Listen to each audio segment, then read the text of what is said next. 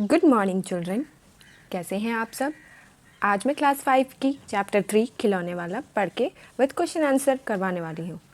वह देखो माँ, आज खिलौने वाला फिर से आया है, कई तरह के सुंदर सुंदर नए खिलौने लाया है। तो एक बच्चा है जो अपनी माँ को कह रहा है या कह रही है कि देखो माँ, खिलौने वाला फिर से आया है और कई तरह की सुंदर सुंदर नए खिलौने लाया है। हरा हरा तोता पिंजड़े में, गेंद एक पैसे वाली, छोटी सी मोटर गाड़ी है, सर सर चलने वाली है, सीटी भी है, कई तरह के सुंदर खेल की चाबी भर देने से भकभक करती चलने वाली रेल, गुड़िया भी है बहुत भली सी, पहिने कानों में बाली, छोटा सा टी शर्ट है, छोटे हैं लोटा थाली, छोटे छोटे धनुष बाण है, छोटी छोटी तलवार, नए खिलौने ले लो भैया, जोर जोर से वह रहा पुकार।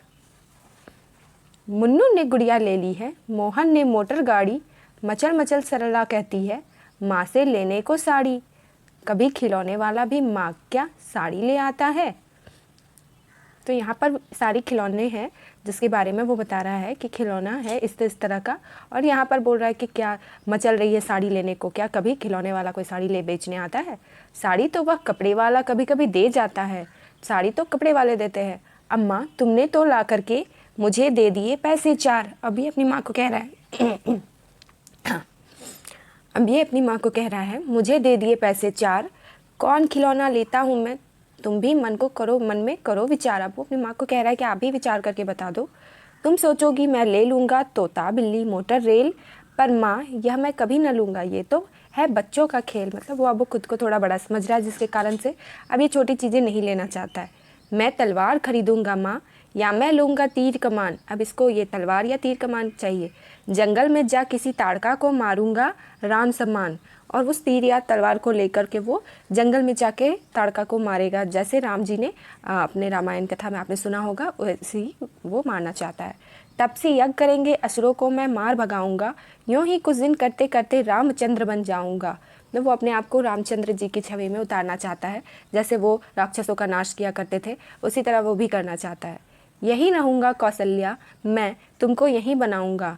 और वो कह रहा है कि मैं यहीं रहूँगा और आपको, जैसे राम जी की माँ कौशल्या है उसी तरह मैं आपको कौशल्या बनाऊँगा। तुम कह दोगी वन जाने को, हंसते हंसते जाऊँगा। अगर उसकी माँ कह भी देगी कि तुम वन चले जाओ तो वो चला भी जाएगा। पर माँ, अब वो कह रहा है कि लेकिन अब वो जाएगा तो वो माँ के बिना कैसे रह पाएगा, बिना तुम्हारे वन में मैं कैसे रह पाऊँगा। दिन भर घूमूंगा जंगल में, लौट कहाँ पर आऊँगा। अब दिन सारा दिन वो घूमेगा जंगल में, लेकिन लौट कर वापस कहाँ आएगा।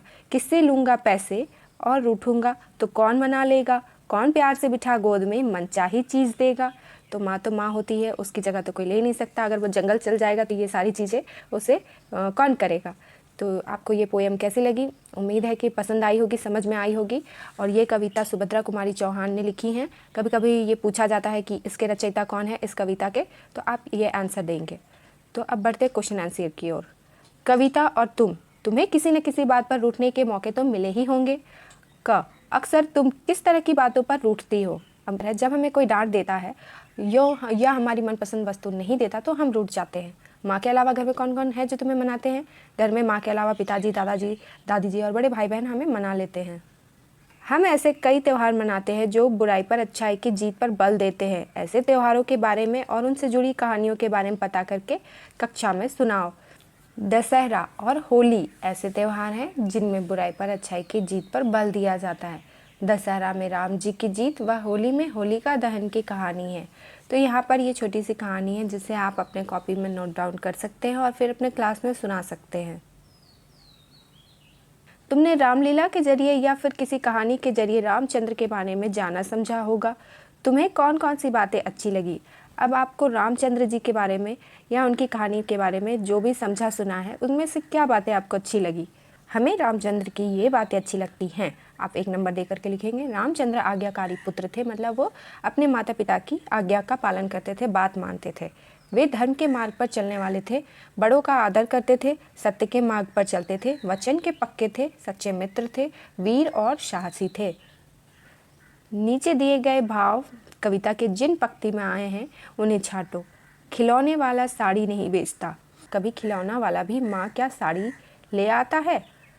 खिलौने वाला बच्चों को खिलौने लेने की आवाज़ें लगा रहा है। जोर जोर वह रहा पुकार, मुझे कौन सा खिलौना लेना चाहिए, उसमें माँ की सलाह चाहिए। कौन खिलौना लेता हूँ मैं, तुम भी मन में करो विचार।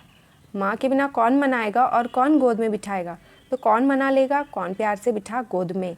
ये लाइंस कविता में आई हैं, तो आपको इस तरह से लिख लेनी है।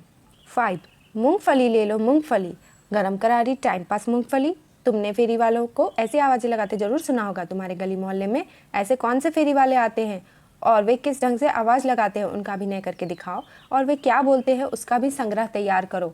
तो आप बता सकते हैं आपके घर के साइड कौन कौन फेरी वाले आते हैं, जो कुछ बेचने आते हैं, आप उसको लिख सकते हैं कॉपी में और एक्टिंग कर सकते हैं उसका अपने क्लासरूम में। तो जैसे सब्जी वाले आते हैं, सब्जी की आवाज़ लगाते हैं, टमाटर ले लो, बैगन ले लो, लौकी ले लो, आवाज़ लगाते आते हैं। चूड़ी वाले चूड़ी ले लो, है ना। इस तरह से आप लिख सकते हो।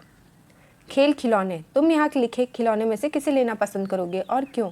तो अगर आप लड़की हैं तो लड़की वाले गेम आपको पसंद आएंगे, और लड़के हैं तो आपको लड़कों वाले गेम पसंद आएंगे। तो आपको जो इसमें से पसंद है आप वो लिख सकते हैं। तुमने अपने साथियों के साथ कौन कौन से खेल खेलती हो। अब आप अपने साथियों के साथ जो भी गेम खेलते हो वो आप लिख सकते हो। जैसे आप कबड्डी खेलते होंगे, खो खो खेलते होंगे, लड़के हैं तो क्रिकेट खेलते होंगे, फुटबॉल खेलते होंगे, तो आप यहाँ पर लिख सकते हैं। खिलौने वाला शब्द संज्ञा में वाला जोड़ने वाला से बना है, मतलब ये खिलौने और वाला ऐसे करके 2 शब्द को जोड़ करके बना है।